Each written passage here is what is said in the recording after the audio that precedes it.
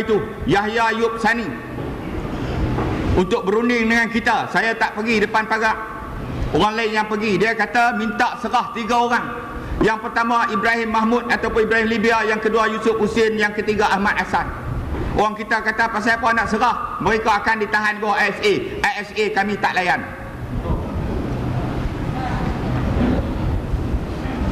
Akhirnya selepas itu mereka mula melepaskan tembakan gas daripada 2 arah. Satu daripada jalan dari Baling, satu daripada jalan daripada Sik. Tembakan gas itu bertubi-tubi, dan semua orang yang berada dalam rumah tidak boleh keluar, dan orang yang ada di luar daripada kawasan rumah Ustaz Ibrahim tak boleh masuk. Yang dia tunjuk dalam TV, orang perempuan ramai bawa parang, bawa buluh. Budak-budak kecil tu mereka tidak dapat masuk ke rumah Ustaz Ibrahim ni dia. Tuan-tuan tengok, adakah muslimat yang ditunjuk dalam TV itu bahaya?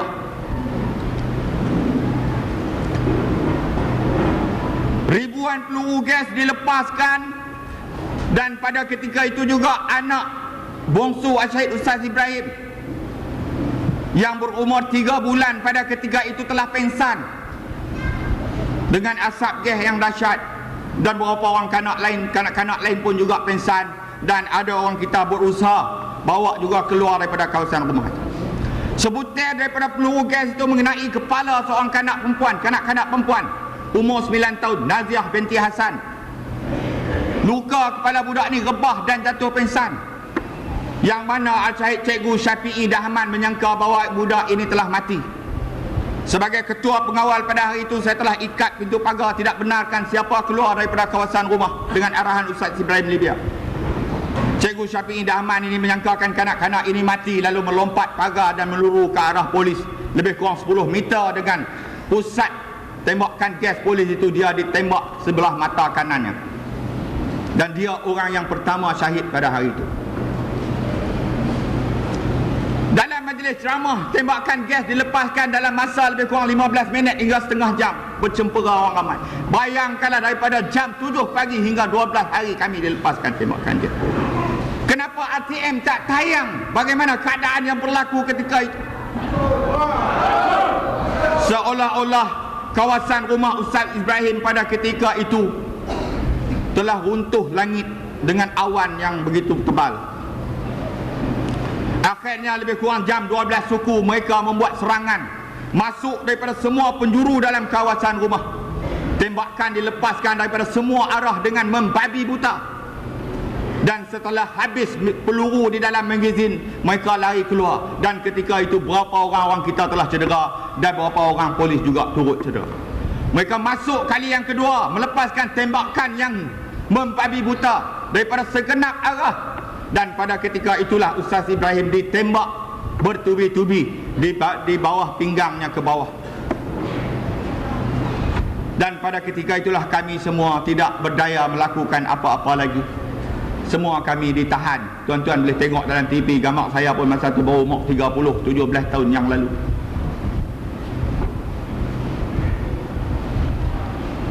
Selepas kami semua ditahan, ditangkap, semuanya dibawa ke balai polis, ke pusat tahanan, kecuali saya seorang terus dibawa ke Alustar, diasingkan daripada mula sehingga bebas. Saya nak cerita apa yang berlaku semasa kejadian itu. Apabila Al-Syahid Ustaz Ibrahim Libya ditembak, datang isterinya meriba Ustaz Ibrahim Libya yang dalam keadaan nazak, yang pada ketika itu sudah tidak boleh bercakap. Isterinya meriba Ustaz Ibrahim. Di kanannya ialah bapanya yang masih hidup pada ketika itu, di sebelah kirinya ialah ibunya sendiri.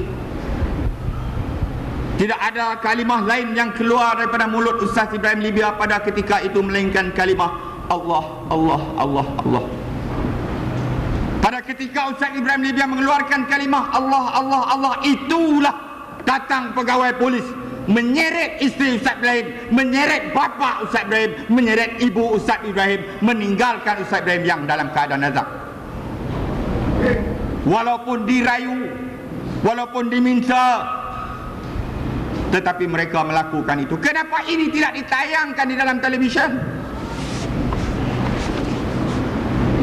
Matfiah Yunus yang ditembusi 14 butir peluru, yang cedera parah, yang sekarang ini sudah meninggal dunia.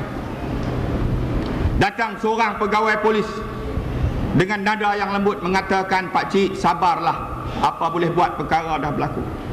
Selepas itu datang lagi seorang pegawai polis menengking, "Kamu daripada tadi-tadi kenapa tak mampus lagi?" sambil menendang Madjah Yunus yang sudah ditembusi 14 butir peluru.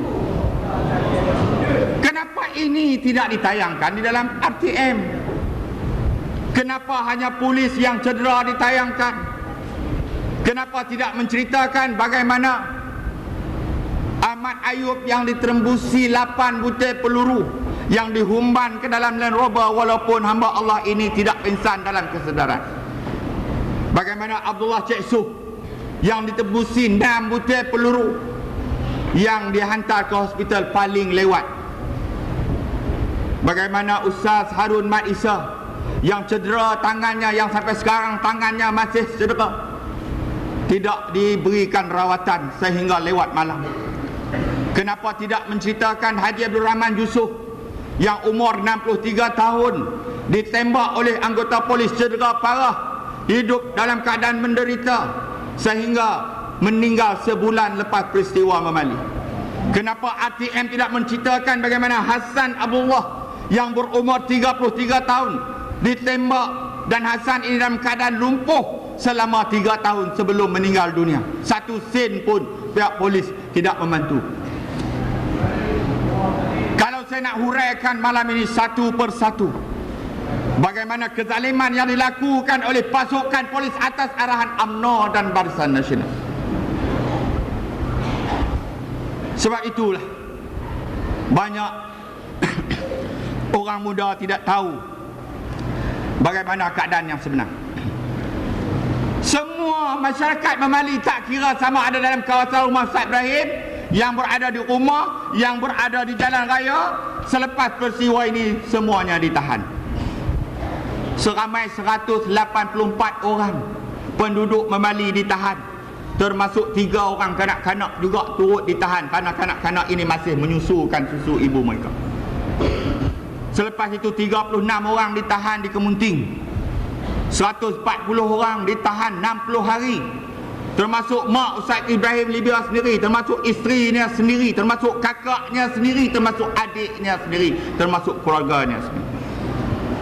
Dan daripada 140 orang yang ditahan selama 60 hari itu, termasuklah 27 orang muslimat yang ditahan di bawah ASA. Seorang tahanan yang boleh dikatakan anak dara yang baru berumur 21 tahun ketika itu, dia sedang membuang air besar, bilik airnya dibuka oleh pasukan polis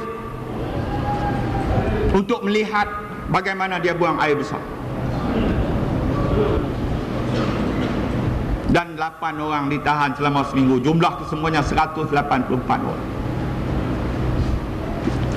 Saya tegas mengatakan bahawa peristiwa Memali ini adalah kehendak UMNO berdasarkan satu kenyataan yang dibuat oleh Datuk Razi Syekh Ahmad, yang pada ketika itu menjadi timbalan Menteri Dalam Negeri. Walaupun Datuk Razi Ahmad di semasa dia menjadi pimpinan Semangat 46, semasa pilihan kecil di Pantai Merdeka, dia berjumpa dengan saya, tidur sekali saya dalam bilik gerakan di Pantai Merdeka. Saya kata, "Datuk, macam mana sekarang Datuk dah jadi 46, bergabung dengan PAS.